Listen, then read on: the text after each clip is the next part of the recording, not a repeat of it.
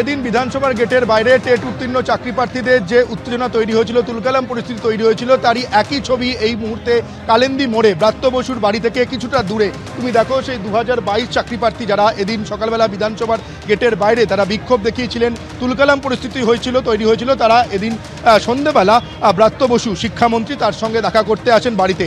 কিন্তু পুলিশের কাছে আগে থেকে খবর ছিল যে চাকরি প্রার্থীরা শিক্ষামন্ত্রী ব্রাত্য বসুর কাছে আসবেন। শিক্ষামন্ত্রী ব্রাত্য বসু যাওয়ার একটি রাস্তা পুলিশের তরফে ব্যারিকেড করে দেওয়া হয় যাতে চাকরি প্রার্থীরা শিক্ষামন্ত্রীর বাড়ির কাছ পর্যন্ত পৌঁছতে না পারে। কিন্তু আমরা যেটা দেখলাম যে রাস্তাটা পুলিশ ব্যারিকেড করে দিয়েছিল, কিন্তু চাকরি প্রার্থীরা সেই রাস্তা দিয়ে না গিয়ে অন্য রাস্তা দিয়ে শিক্ষামন্ত্রী ব্রাত্য বসুর একদম বাড়ির কাছে তারা পৌঁছে যান। তারপরেই পুলিশের কাছে খবর আসে, পুলিশ এসে চাকরি প্রার্থীদের ব্রাত্য বসুর বাড়ির সামনে থেকে সরিয়ে নিয়ে যান। এই মুহূর্তে কালিন্দী মোড়ে তুমি দেখতে পাচ্ছ চাকরি প্রার্থী তারা বিক্ষোভ দেখাচ্ছেন, ঠিক যেভাবে এদিন বিধানসভার গেটের বাইরে তারা বিক্ষোভ দেখিয়েছিলেন, ঠিক একই কায়দায় এখানে তারা বিক্ষোভ কর্মসূচি করছেন। ঠিক তাদের বিভিন্ন জনের হাতে বিভিন্ন প্ল্যাকার্ড রয়েছে যে দীর্ঘ বঞ্চিত প্রাথমিক নতুন নিয়োগে মাননীয় মুখ্যমন্ত্রীর হস্তক্ষেপ চাই, এই প্ল্যাকার্ড রয়েছে। তারা যেমনটা দাবি করছেন যে 2022 সালে তাদের এই টেট পরীক্ষা হয়েছে, 2023 সালে রেজাল্ট বেরিয়েছে, কিন্তু তারপরেও এখনো পর্যন্ত নিয়োগের কোনো বিজ্ঞপ্তি বেরোয়নি। সেই কারণে এই মুহূর্তে আমি যে ছবিটা দেখতে পাওয়া যাচ্ছে যে চাকরি প্রার্থী তাদের সঙ্গে পুলিশের বাকবিতণ্ডা চলছে। আমি তোমাকে শোনানোর চেষ্টা করব কি কথা হচ্ছে।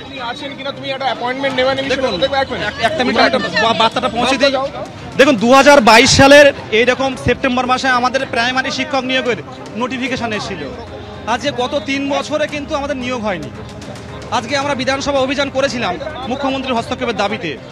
তারপরে প্রেস কনফারেন্সে শিক্ষামন্ত্রী যেটা বললেন, আগে বলতেন যে 1 লক্ষ শূন্যপদ আছে, মাঝে বলতেন 50,000 প্রাইমারি শূন্যপদ আছে। ইতিমধ্যে 2215টি প্রাইমারি স্কুলের শিক্ষক নেই, আপনারা দেখেছেন। আজকে শিক্ষামন্ত্রী বললেন যে 50,000-এর দাবিটা অনেক জোর, তাই শিক্ষামন্ত্রীর কাছে এসেছি আমরা দেখা করার জন্য 2022 প্রাথমিক টেট উত্তীর্ণ চাকরি প্রার্থীদের সাথে। মুখ্যমন্ত্রী বলছেন যে শূন্যপদ তৈরি সংক্রান্ত যে কাজ সেটা চলছে, তালিকা তৈরির কাজ চলছে, 2-1 দিনের মধ্যেই সেটা বেরোবে। আপনাদের এই যে আন্দোলন বিক্ষোভ এর কোনো অর্থ নেই, শিক্ষামন্ত্রী ব্রাত্য বসু আজকে বলেছেন প্রেস কনফারেন্স। আমি মাননীয় শিক্ষামন্ত্রীকে বলতে চাই যে আন্দোলনের অর্থ নেই। গত 3 বছরে আপনারা শূন্যপদ কালেকশন করতে পারলেন না, কি এমন বাধা থাকতে পারে? গত 3 বছরে 2022 সালের সেপ্টেম্বর মাস থেকে আজকে সেপ্টেম্বরে 2025 সাল, এই 3 বছরে শূন্যপদ কালেক্ট করতে পারলেন না। শিক্ষামন্ত্রীর কাছে বলতে চাই যে দিকে দিকে প্রাইমারি স্কুলগুলোর অবস্থা কত শোচনীয়, ছাত্রছাত্রীরা তার পঠন পাঠনের ক্ষতি হচ্ছে।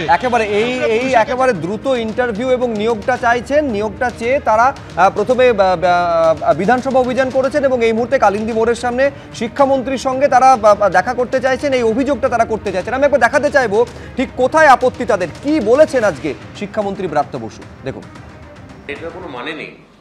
যেখানে পর্ষদ সভাপতি কিছুদিন আগে বলেছেন আমরা খুব শিগগিরই যেখানে ভ্যাকেন্সি লিস্ট পর্ষদ ঘোষণা করতে যাচ্ছে, আর 1-2 দিনের মধ্যেই হয়তো এটা বেরোবে। এটা এর পেছনে কি উদ্দেশ্য হয়েছে আমি জানি না। পর্ষদ সভাপতি নিজে কয়েকদিন আগে এটা নিয়ে কথা বলেছেন, তিনি ভ্যাকেন্সি, কিন্তু যেটা ওরা খাওয়ানোর চেষ্টা করছেন, আমি পর্ষদ সভাপতিটার কথাও বললাম, ভ্যাকেন্সি কোনো নির্দিষ্ট করে বলা হয়নি কত আছে, কেননা খুব পরিষ্কার দপ্তরে জানে না, এগুলো পাঠাবে ডিস্ট্রিক্ট, ডিপিএসসি এরা পাঠাবে। তা ডিপিএসসি থেকে রিপোর্ট আসার জন্য ওয়েট করছি। সব ডিপিএসসি যেখানে এখনো রিপোর্ট দেয়নি, সেখানে এই একটা 50,000 51,000 ভ্যাকেন্সি বলে খাইয়ে দেওয়া হচ্ছে, এইটার কোনো মানে নেই।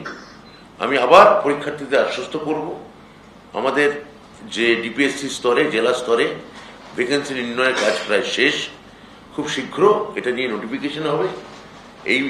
এই ধরনের 2022-এর প্রাথমিকে যারা এই আন্দোলন করছেন, এই আন্দোলনে এখন আর কোনো যৌক্তিকতা আছে বলে আমার অন্তত মনে হচ্ছে না।